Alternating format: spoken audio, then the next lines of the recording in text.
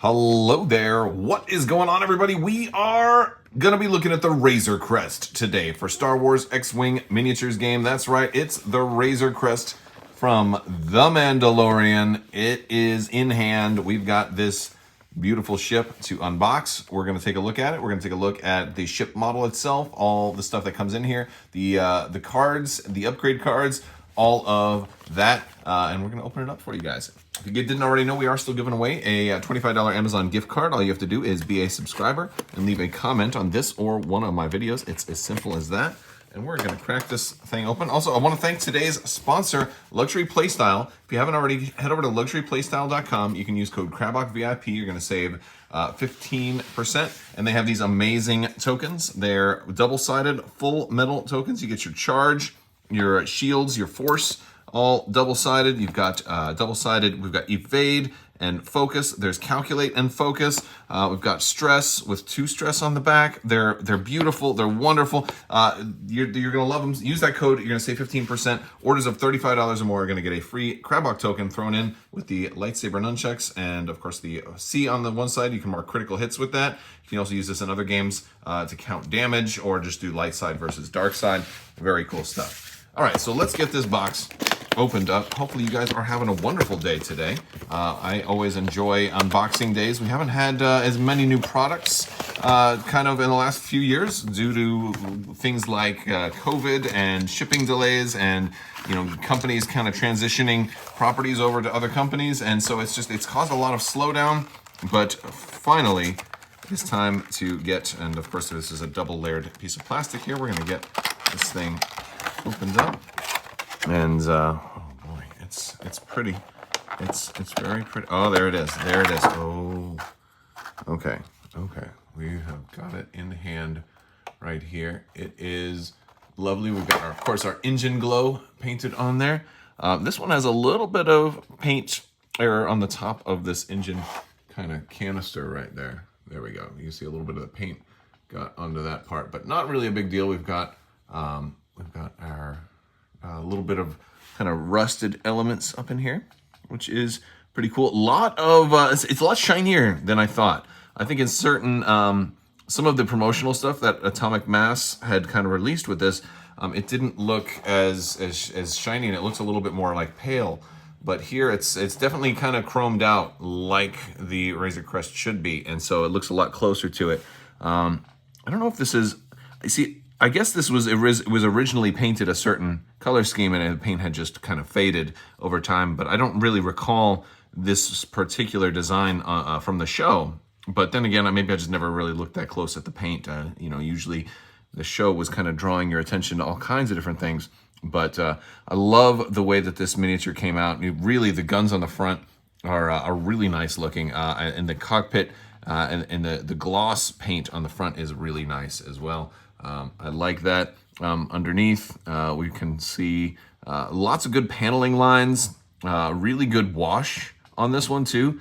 And it's nice to see a wash that kind of fills in all the dark parts without making the like the glossy or the shiny part duller. I think there's only one little spot like right here where there's kind of a little blemish, But other than that, it's really good job with the shininess of it all. And then we even got some little bit different coloring around the engines, and then of course our more matte black here for this lowered compartment, and then of course a few different red bits on the front. So very nice looking model. We'll get that set up on its stand here momentarily. We also have our credits. This is going to be the expansion pack contents. If you wanted to see, just kind of get a list of everything that comes in here, you can go ahead and pause the video right now. You can take a look at the inside. Basically, these aren't necessarily new rules to the game, but if you had just picked up the core set, these might be new to you. And then of course we have our stuff here. This is all of our credits, so you can see the Fantasy Flight team that worked on this. Although it doesn't have this one doesn't say that, it doesn't have the Fantasy Flight Games logo on it. Although these are the Fantasy Flight Games people that worked on it. So this was kind of after Atomic Mass kind of helped it get across the finish line there. So pretty cool. Nice to see that they kept all of the credits the way they should be. So pretty cool stuff. I always check those things out. and those are the people that helped bring you this, so it's pretty cool. Michael Gurnis and Max Brook worked on this one. You know, I think this one was more Max Brook, and Michael Gurnis was, I think, the rest of this wave. So that's pretty cool. We've got our cardboard here. We've got some tokens. We got some Mando tokens and a couple of child tokens, as well as our dial here. This thing is going to have that 0 stop maneuver. It's going to also be able to do a 5K turn, so it can go fast or slow, which is pretty cool. It's got only a few blue maneuvers. They're only going straight. But it's, in addition to the K turn at 5, it's also got the Talon roll at 2. So it has a pretty impressive dial there. I'm kind of, you know, it's got a lot of flexibility on how you can turn this thing around and move it around the board. And then, of course, there's our cardboard. We've got 4 different options here. So we'll get this open. We'll get these cards open, and we'll take a look at all of these pilots and upgrades.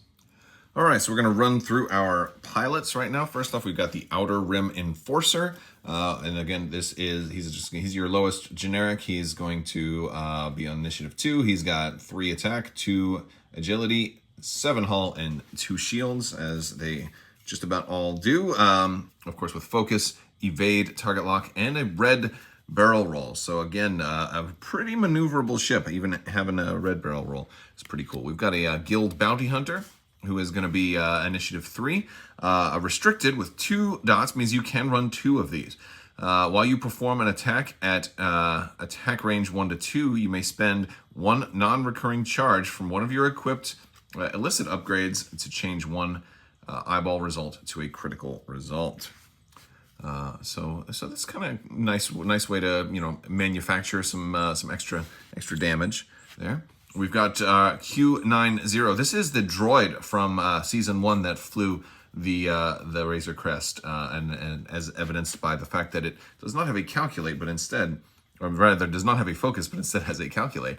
And initiative 5, he was very good with the ship too. I like that they made him an initiative 5. After you fully execute an advanced maneuver, you may perform a calculate or a barrel roll action even while stressed. If you do, gain a strain token. And then we have the Mandalorian. While you defend or perform an attack, if you are in the forward arc at range 1 to 2 of 2 or more enemy ships, you may change one of your blank results to an eyeball result. So he definitely wants to stay focused. So this way he can definitely do the you know, as many it's defend or perform an attack. So, you know, I think you want to be getting extra focus tokens on this guy, and of course there are crew and options to let you do that. We got a lot of cards on this. This is super cool. All right, so I'm going to put those aside. We're going to go run through all of our upgrades. Of course, we're going to have 1 copy of Enduring. We are going to have a copy of Notorious. I think almost everything in here is new. These are all new. This one is Burnout Thrusters. This one is got the Kamigawa or Camigula. but yeah, it's so that one. It's not the artwork of the Razor Crest. Here we got Grief Karga showing up in the game. We've got the Hot Shot Tail Blaster. You know, it's so special that it can be, you know, can be performed at range 0. But well, it's still a matter. It still matters. It's just it's less cool that it can, because now normally you can attack at range 0 with your primary. So this is a secondary that can attack at range 0. We've got a IG-11, which is super cool. He's gonna flip. Over here's his flipped side. He's dangerous. You can definitely potentially make him blow you up and blow up other people near you, which is pretty cool. We've got Kuil. We have Mr. Bill Burr himself, Miggs Mayfeld, not Mayfield. He's Imperial Ore Scum, which is super cool. We've got Overtuned Modulators. We've got maybe my favorite person in the entire Mandalorian show, Peli Motto. She is absolutely fantastic. And I just love the way that I love the way that she was portrayed. I love the way she was acted. I loved her writing. I loved everything about her. We've got The Child, which this tells you when this expansion was created. You know, because like this all got put into production before season 2. That's for sure. But or rather, you know, but that's okay. That is All right. So we have the Mandalorian. We have again. You certainly. We have new information now, and that's the danger of trying to make stuff too early. Sometimes is, you'll have things like that. We have the Razor Crest, and then we have a tracking fob, which is going to give you marked for elimination. So we've got one copy of marked for elimination. We also have the Merciless Pursuit that the child gives out. Those are those cards right there, as indicated by the little cardboard that came with the pack. We also have some quick build cards. I'll show you the quick build cards. We have certainly the Din Djarin version with Notorious, Queel, the Child, Tracking Fob, Burnout, Thrusters, Hull Upgrade, and Razor Crest. We've got the Guild Bounty Hunter here with Pelimato, IG-11, Hotshot Tail Blaster, Tracking Fob, Hull Upgrade.